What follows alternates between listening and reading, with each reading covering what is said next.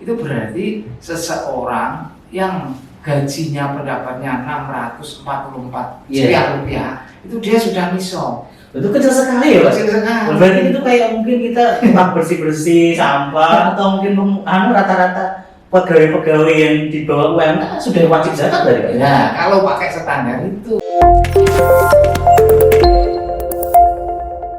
Podcastmu, ngobrol asik bersama Lazismu. Assalamualaikum warahmatullahi wabarakatuh. Kali ini kita bersama podcast Lazismu yang kedua. Kali bersama saya yang akan mendampingi nanti kita diskusi sharing-sharing dengan narasumber hari ini bersama saya, Roni.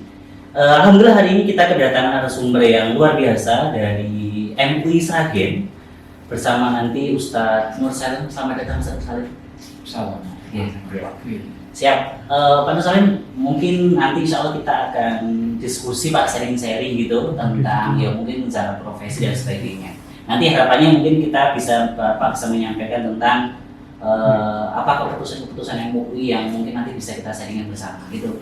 Mungkin alangkah baiknya Pak kenal dulu Pak Nur Salim. Ya, Assalamualaikum warahmatullahi wabarakatuh. Pemirsa yang dirahmati Allah, ya saya Muhammad Nur Salim. Saya kebetulan di Majelis Ulama Indonesia Kabupaten Sragen bagian ketua komisi kajian. Jadi ketua komisi kajian MUI Kabupaten Sragen.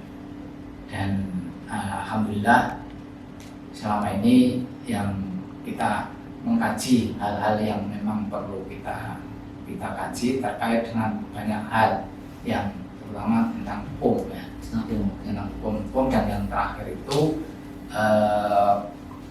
Komisi Fatwa mengeluarkan fatwa tentang zakat profesi nisab standar baru tentang zakat profesi. Nah itu barangkali nanti perlu kita sampaikan kepada kita semua bagaimana sebenarnya apa yang dilakukan oleh MUI Kabupaten Sragen terkait dengan masalah ini. Siap. Iya, terima kasih Pak Nur Salim untuk perkenalan. Jadi gini Pak, zakat profesi ya Pak ya. Mungkin masih banyak sobat Lazismu itu belum paham Pak, zakat profesi itu apa sih Pak? Mungkin bisa jelaskan. Ini, jadi zakat profesi itu sebenarnya kalau dalam kitab-kitab kalau namanya Al-Fiqhul Islam Badilatuhu karya Profesor Wahbah Zuhaili, kemudian juga Fiqh Zakah Yusuf Qardawi, juga Fiqh Sunnah Said Sabiq itu menyebutnya dengan al-amwal jadi dia tidak ada istilah zakat profesi secara mandiri, itu nggak ada. Tapi bahwa kalau MUI sendiri dalam fatwanya nomor 3 tahun 2003 itu zakat penghasilan, ya, zakat penghasilan.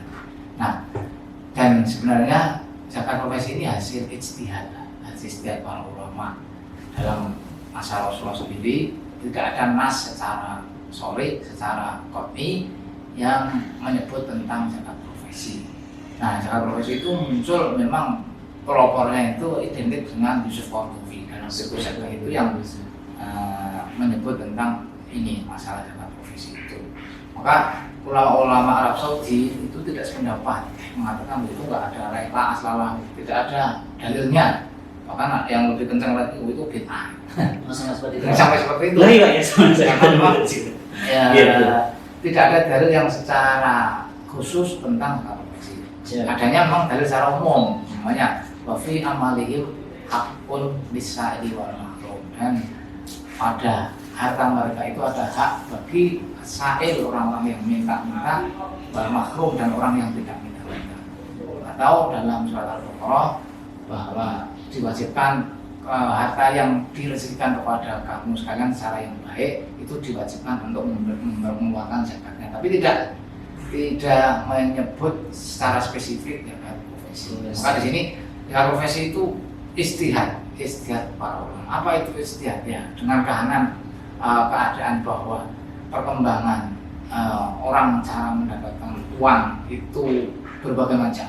Kalau dalam klasik, artinya dalam yang ada dalilnya itu kan zakat itu ya terkait dengan pertanian, terkait dengan peternakan, tentang emas, perdagangan juga ya, perdagangan, rikas, hanya itu ya. Di luar itu nggak ada. Akhirnya tidak ada zakat profesi, itu nggak ada. Ya, makanya zakat kalau ada cari dalil zakat pertanian, zakat kurma, zakat kambing gitu. Nah, maka ketika di era modern itu betapa banyak kaum profesional itu pendapatannya jauh lebih besar daripada tadi sumber-sumber ekonomi tradisional. Contohnya petani hari ini kita itu kan ya ini musim panen ya, itu kan mereka banyak yang menangis ya. Udah hasil jelek, harga jatuh. Pupuknya juga mahal ya Pak ya? Karena kita pupuk cari mahal. Ya, pokoknya mereka meskipun ya panen tetapi gimana ya? Ya banyak yang mengeluh karena tadi sulitnya menjual karena sih ya semuanya harganya kan 3.500-an per kilo, itu yang kecil banget. Nah itu profesi seperti itu aja kena zakat. Sementara kalau namanya pegawai negeri, terus taruhlah dokter, terus pengacara hebat itu kan, belum lagi taruhlah namanya pemain bola, Muhammad Salah itu kan muslim juga main di bola. Mereka sekali kontrak berapa miliar? Nah, kalau itu lepas dari zakat, seakan-akan kan ini apa adil? Tidak pas ya Pak ya? Tidak pas, tidak adil, betul. Iya, ternyata nggak adil. Maka terus kemudian para ulama itu, ya terutama di awal oleh Yusuf itu membuat istihad ada zakat penghasilan. Dari apa? Ya dari semua penghasilan yang halal. Itulah zakat profesi. Menarik sekali Pak. Gini zakat profesi berarti intinya apa yang didapat oleh masyarakat itu dizakati gitu ya Pak ya. Sekarang yang saya Pak, batasnya zakat profesi itu yang digunakan apa Pak? Ya, jadi ini lagi-lagi karena ini hasil istihad, Yusuf Qaradawi itu dalam kebijakan itu mengkiaskan. Ya. Kenapa mengkiaskan? Karena memang belum ada hukumnya. Wong barangnya aja belum ada, belum hukumnya. Maka akhirnya Yusuf Qaradawi itu mengkiaskan ada beberapa. Ya, ada satu mengkiaskan dengan emas. Kenapa emas? Karena profesi itu kan uang. Iya, dapatnya gajinya itu bentuk uang. Nah, uang itu kan zaman Nabi itu dinar. Iya. Nah, dinar itu emas. Ya, makanya dinar emas itu kena zakat. Nah, maka dan dinar emas itu uang. Maka kalau sekarang itu orang dapat uang, meskipun uangnya kertas, bukan emas, ya kena. Seberapa nilainya? Ya disepadankan dengan emas dinar itu. Nah, kata Rasulullah SAW itu kan isrina dinaron, jadi 20 dinar. Ada berapa 20 dinar? Nah, kalau kita cari kursnya itu 1 dinar itu kan 4,25 gram. 4,25 gram itu kalau kali 20 itu kan kenanya 85 gram. Nah, maka terus standarnya 85 gram. Nah, sekarang harga emas 1 gramnya berapa? 1 juta kayak sekarang. Nah, ketika 1 juta berarti ketika uang kita, gaji kita itu 85 juta dalam waktu haul 1 tahun. Yes, Kenapa pakai 1 tahun? Karena memang wakala alumar haul dalam hadis itu bahwa punya uang 20 dinar dalam 1 tahun. Nah, maka nisfu dinar ada zakatnya setengah dinar. Setengah dinar itu berarti 2,5. Nah, 2,5% lah itu. Maka sampai sekarang itu orang membiaskan emas. Nah, jadi dan itu kemudian diadopsi oleh Majelis Ulama Indonesia. Majelis Ulama Indonesia pada tahun 2003 itu mengeluarkan fatwa tentang zakat penghasilan. Nah, fatwa nomor 3 2003 itu sama persis apa yang disampaikan oleh Yusuf Qaradawi itu. Nah, ini ada yang mengatakan pakai dinar itu. Kemudian ada juga kalau ketua Basnas pertama kali itu Profesor Dr. Didin Hafibuddin. Nah, beliau menulis buku tentang zakat di era modern. Beliau tidak pakai emas itu, tetap pakai pertanian. Pertanian. Kenapa? Karena menurut beliau itu gaji setiap bulan atau pendapatan seseorang setiap mendapatkan uang itu seperti pak petani menanam.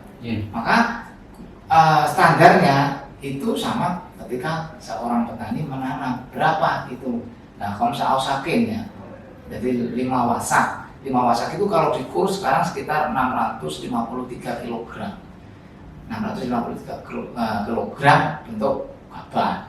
Nah, itu terus tetapi berapa kadarnya? Nah, ini yang menarik ini. Di Hafidhuddin itu pakai qiyas sabah. Qiyas sabah itu jadi standarnya pertanian, tetapi kadarnya itu ikut emas. Ya ikut 2,5% tadi. Itu menurut Hafidhuddin. Dan masih ada lagi mengkiaskan yang lain yang nanti mungkin yang terkait dengan bagaimana tentang perak ini.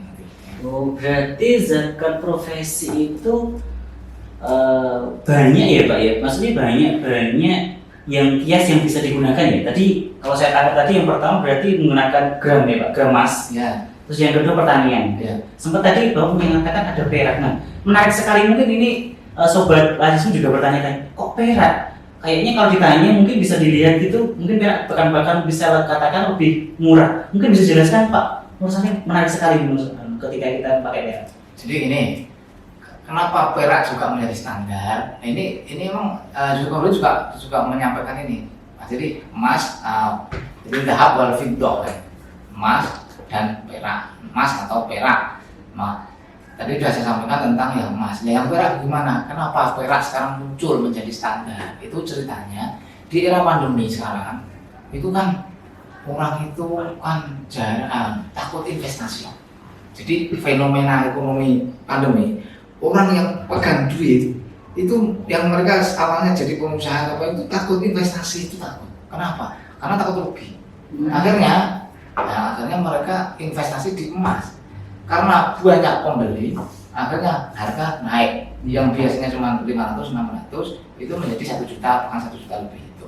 Nah, itu artinya apa? Ketika emas menjadi standar untuk zakat profesi, akhirnya apa? Akhirnya kan orang yang gajinya itu dalam 1 tahun kurang dari 85 juta, kali ini 1 juta ya, maka dia bebas zakat. Padahal pada saat yang sama di era pandemi ini banyak orang miskin baru, banyak orang yang perlu disantuni lebih banyak, tetapi ini orang yang zakat itu semakin sedikit nanti. Karena apa? Ya karena ibarat perang jaring itu bolongan jaringnya itu, jaring-jaring itu lebar sehingga banyak yang lolos. Oh gitu ya. Maka berarti cara untuk tidak berzakat itu gunanya. Oke. Ya itu jadi ini idenya awal dari Basnas memang, Basnas Pusat. Jadi Basnas Pusat itu membuat edaran tentang standar emas atau standar perak untuk nisab zakat profesi. Kenapa? Ya karena bagaimanapun Basnas itu kan kalau seragam ya, itu 95% sumber dana musaki dari Basnas itu memang pegawai negeri. Ya pegawai negeri, TNI, Polri, BUMN, BUMD kayak begitu. Nah, dan PNS atau ASN yang gaji 85 setahun, taruhlah kalau 85 dibagi 12 itu kan dapatnya sekitar 7 juta berapa? Iya, per bulannya. Jarang orang pegawai negeri gaji loh ya. Iya. Yang lain dari lain nggak tahu. Gaji murni 7 juta itu jarang. Jarang. Akhirnya itu kan ASN lolos semua itu belum. Saya nggak nisab nih, nggak kena kewajiban. Akhirnya terus Basnas itu membuat edaran bahwa standarnya menjadi perak. Lalu kenapa perak? Ya, perak itu ternyata gini. Dalam hadis itu kan an Ali bin Thalib oleh Rasulullah SAW. Jadi ini hadis dari Ali bin Thalib. Rasulullah bersabda, tidak akan laka mi'ata dirhaman Alil Khaul. Terus ketika seseorang itu mempunyai 200 dirham. Jadi kalau emas itu dinar. Jadi uang dalam zaman Nabi itu ada 2. Ada dinar dan dirham. Dinar itu berasal dari emas yang tadi isruna dananir. Isruna dinaron ya. 20 dinar. Tapi kalau dirham itu mi'atan. Jadi 200 dirham. Nah, kalau Anda punya uang 200 dirham dan dalam alaiha khaul, maka alaiha khamsa danair. Jadi maka kewajibannya supaya berzakat itu 5 dirham. Darohin, 5 komsa darohin. Jadi 5 dirham. 5 dirham itu dari 200, itu berarti kan 2,5%. Nah sekarang begini pertanyaan berikutnya. Lah berapa kalau dirupiahkan? Kan ini dirham atau perak itu murah hari ini. Kalau kita googling 13.000 kan Mas.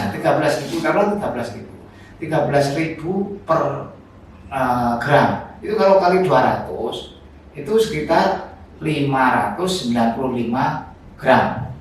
Nah, 1 gramnya cuma 13.000, itu kenanya itu sekitar 7 juta sekian dalam 1 tahun. Kalau 7 juta sekian terus 12 bulan itu berarti seseorang yang gajinya pendapatnya 644 sekian rupiah itu dia sudah nisab. Itu kecil sekali ya Pak? Kecil sekali. Berarti itu kayak mungkin kita tempat bersih-bersih sampah atau mungkin rata-rata pegawai-pegawai yang di bawah UMR sudah wajib zakat dari Pak? Nah, kalau pakai standar itu. Nah, tetapi begini Bapak-bapak, Ibu-ibu, pemirsa sekalian, ini bukan Basnas modus supaya bisa menjaring semua sampai teri-teri anak-anak seperti kena semua, bukan begitu.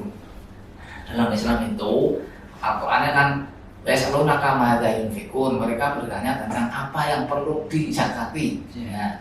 Terus Allah menjawab ulil af, ya, yang lebih dari kebutuhan. Nah, lebih dari kebutuhan. Artinya apa? Kebutuhan ini adalah kebutuhan pokok tentu. Kebutuhan pokok itu apa? Kebutuhan pokok itu ya makan, pakaian, tempat tinggal, itu kan kebutuhan pokok. Nah, ketika seseorang itu, ini menurut saya, ketika seseorang itu secara kebutuhan pokoknya terpenuhi, bisa dipenuhi dengan pendapatan itu, terus masih ada sisa untuk artinya kebutuhan pokoknya, maka ya itulah yang kena zakat. Nah, maka kalau tadi hanya 644 itu untuk makan sendiri juga susah tuh. Nah, iya betul. Kalau bekerja kan cuma sehari 20.000-an. Iya, 20.000. 20.000. Sekarang nongkrong di itu 10.000 ya sekali. Sekali makan habis loh. Itu kan berarti dia nggak cukup ini. Siap. Meskipun secara nisab kena kewajiban masuk ya, bukan secara nisab masuk, tetapi secara esensi dia tidak kena kewajiban. Karena apa? Tidak ada afnya, tidak ada kelebihan. Siap. Kena sekali itu. Ini Pak Nusantara. Ketika tadi sampaikan jaga profesi ini kan sudah diuruskan oleh Basnas. Itu berarti pusat ya Pak ya? Ya. Atau sudah sampai daerah juga? Jadi ini edaran itu dari Basnas pusat. Oh iya. Nah, kemudian Basnas Kabupaten Sragen itu minta penegasan, minta fatwa kepada Majelis Ulama Kabupaten Sragen. Nah, Majelis Ulama Kabupaten Sragen karena apa? Ya kalau hanya lewat edaran nanti banyak yang bantah ini. Iya, karena edaran belum. Dan edaran itu kan dari Basnas, bukan dari lembaga otoritas fatwa. Maka terus kemudian Basnas minta fatwa ke MUI. Ya, lalu akhirnya pada tahun kemarin 2020 itu mengeluarkan fatwa. Ini komisi fatwa yang kerja. Kalau saya kan komisi kajian. Nah, pada komisi fatwa itu mengeluarkan fatwa. Ya, mengeluarkan fatwa tentang nomor 1 loh. Dan ini fatwa pertama. Fatwa pertama di Kabupaten Sragen. Mengeluarkan fatwa dan ini pun radikal nih kalau saya katakan radikal dalam hal ini kan. Iya, karena apa? Ya sangat berani membuat fatwa bahwa standar intinya ya sama, standar zakat profesi itu tidak lagi dengan selama emas, tapi ketika emas harga seperti ini itu boleh memakai dengan dirham. Nah, dirham itu artinya perak. Nah, perak itu ya tadi harga perak sekitar yang 13.000 kali 200 ya sekitar 7 juta sekian. Itu kalau dibagi hanya 644.000. Nah, itu akhirnya memberikan fatwa keluar itu, dan maka Basnas Kabupaten Sragen ya dengan landasan itu bisa menyampaikan edaran bahwa ada edaran bukan hanya dari Basnas tapi dari MUI bahwa fatwa MUI Kabupaten Sragen itu standar zakat profesi itu boleh dengan dirham atau perak gitu. Ya. Saya dapat informasi Pak, nanti juga Sobat Aziz itu juga mungkin bertanya-tanya. Ketika tadi kita menggunakan perak secara otomatis kan memang sangat kecil ya Pak, Ya, sangat sangat kecil sekali. Dan itu memang mau tidak mau yang ASN khususnya ya Pak ya. Ya. Karena memang itu yang ASN yang tidak nyampe gaji 7 jutaan itu berarti kan sudah wajib zakat. Nah kira-kira Pak, pengalaman saja mungkin disangkin apakah ada kontroversialnya gitu Pak, mungkin ada pro dan kontranya perihal keputusan kok kenapa harus perak sih, sangat kecil sekali dong gitu. Gimana mungkin Pak? Misalnya Ya, menanggapi ini. banyak juga ASN yang akhirnya konsultasi kepada saya. Iya. Konsultasi kepada saya. Ya saya jawab tadi bahwa ini fatwa MUI, ya ini fatwa MUI. Tapi malah kalau menurut saya sendiri kan tadi, wesaluna kama yanfikun kulil af. Mereka bertanya tentang apa yang perlu dihakati, ya yang yang ada kelebihan dari kebutuhan, yang lebih dari kebutuhan. Maka ya saya objektif saja. Objektif bahwa seseorang itu anaknya berapa, namanya anaknya berapa, terus kehidupan kayak berapa. Nah terus dari situ akhirnya kan dia bisa mengukur secara jujur apakah sudah kena kewajiban zakat atau tidak. Meskipun nisabnya pasti kena. Yeah. Kalau nisab itu pasti, karena itu kecil banget. Bro, Iya betul. bro, apapun itu Iya kan betul, pegawai buruh buru apa 20.000 kan sekarang apa sih? Mas, sudah nggak ada ya Pak. Gawe yang sekarang kerjaan itu betul benar. Itu nggak ada, kecil banget itu. Iya. Oh gitu. Tapi intinya di semangatnya. Jadi kalau kita letter fikihnya ini memang agak naif kadang-kadang ya. Iya. So ini kecil-kecil Khusus ini sudah wajib zakat ya Pak, betul. Ini kejam banget ini lembaga zakat ini. Nah, iya itu. Kan kondisi kontroversial lembaga zakat itu Pak. Iya, Betul. ini kan lembaga zakat kejam banget kalau kayak begini. Ya makanya tadi kulil af yang lebih dari kebutuhan menurut saya. Oh gitu. Tapi kalau dipaksakan sampai radikal hanya 644, wow, itu ya jadi nggak adil. Jadi kayak malah penzaliman orang miskin kan. Betul. Gini, siap. Gini Pak Musalim, karena podcast kita itu kan juga yang nonton itu ada lembaga-lembaga zakat juga ya Pak. Ini, ketika tadi memang zakat profesi itu sekarang ada yang dikiaskan sebagai perak gitu ya Pak. Ya. Ketika mungkin nanti yang nonton juga di lembaga zakat itu ketika menyampaikan kepada mungkin calon muzaki atau donaturnya gitu Pak, itu apakah memang boleh ketika kita menyampaikan zakat profesi itu yang pertama paling tinggi emas, yang kedua pertanian, yang ketiga perak, monggo mungkin bisa menggunakannya Mas. Kira-kira itu pas tidak sih ketika lembaga zakat nanti menyampaikan seperti itu, gimana Pak? Jadi menurut saya lembaga zakat itu pertama harus objektif. Iya. Ya, jangan memakai fatwa itu sebagai modus untuk menekan orang, mengintimidasi orang. Bisa jadi. Iya. Jadi harus objektif. Iya. Makanya kalau disampaikan tidak-tidaknya, karena sekali lagi zakat profesi itu hasil ijtihad. Ijtihad itu bisa benar, bisa salah. Nah, kayak gitu. Makanya ya kalau jangan sampaikan ketiga-tiganya ya bagus saja.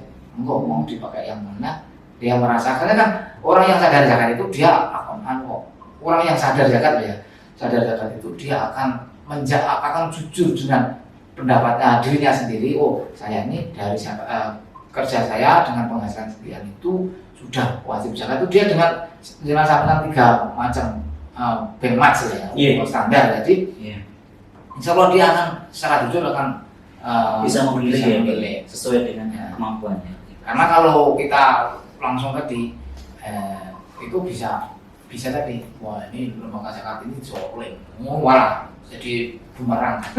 Oke, siap Pak. Wah ini menarik sekali.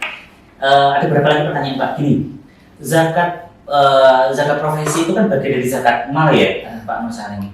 Sekarang gini, kadang itu ada masyarakat yang mereka mungkin salah satu juga sobat radisme yang menonton channel ini. Jadi ketika ada mungkin yang mendatangi lembaga zakat ataupun amil gitu Pak, mendatangi ke rumah menyampaikan zakat profesinya bisa digunakan per bulan, bisa juga per tahun, itu kira-kira seperti apa sih Pak? Boleh tidak sih kayak gitu?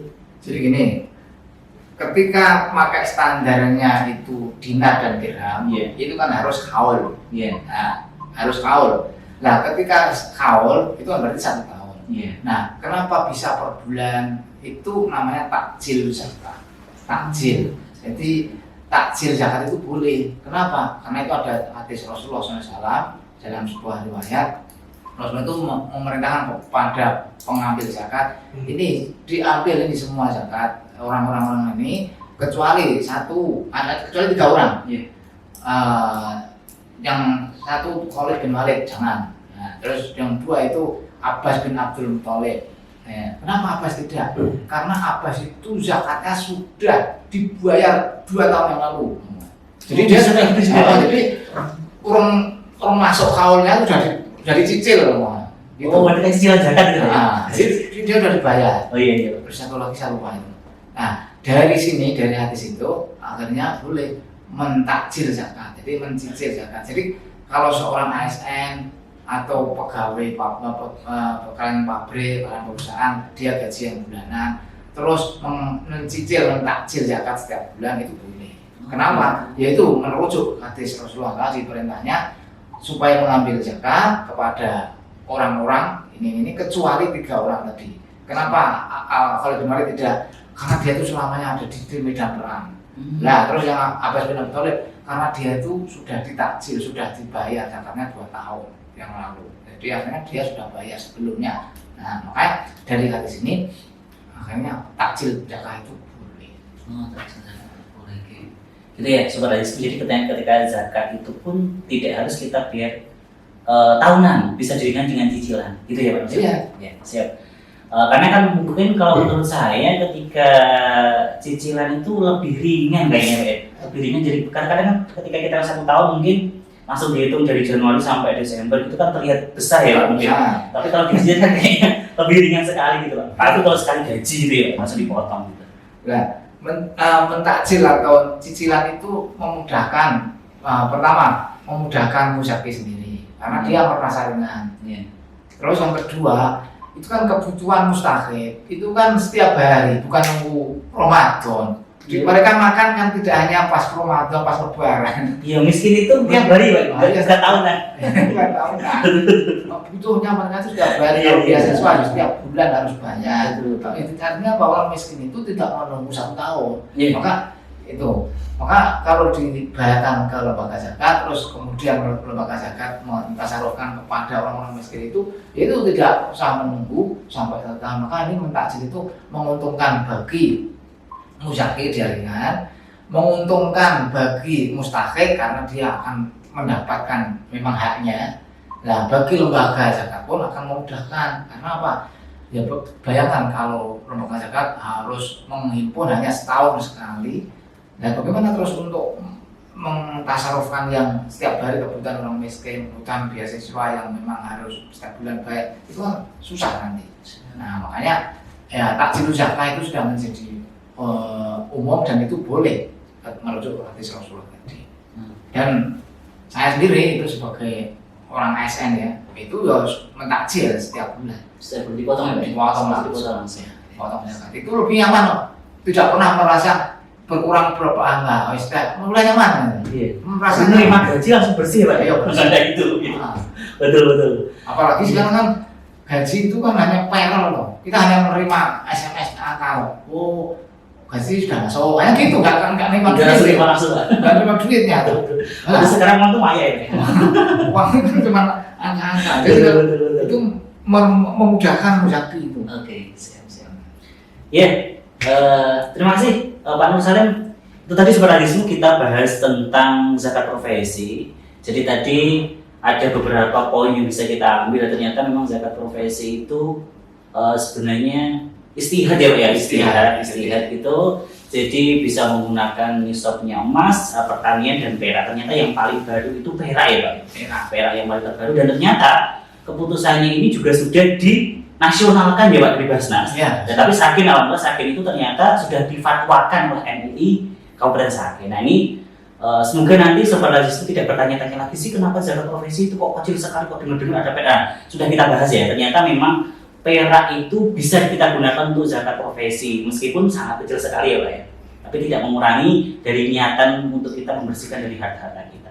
Oke, itu saja Sobat Lazismu dimanapun Anda berada. Jadi ketika nanti, ketika ada mungkin pertanyaan lagi, silahkan nanti bisa komentar di channelnya Lazismu. Nanti insya Allah ketika mungkin nanti bisa kita jawab langsung, akan kita jawab langsung. Oke, demikian. Terima kasih Pak Musalim, kami ucapkan semoga kedepannya tetap teman-teman semuanya menyaksikan channel Lazismu. Tolong nanti jangan lupa di subscribe, terus di share juga, dan komentar di bawah kalau ada pertanyaan. Demikian, akhir kata wassalamualaikum warahmatullahi wabarakatuh. Waalaikumsalam.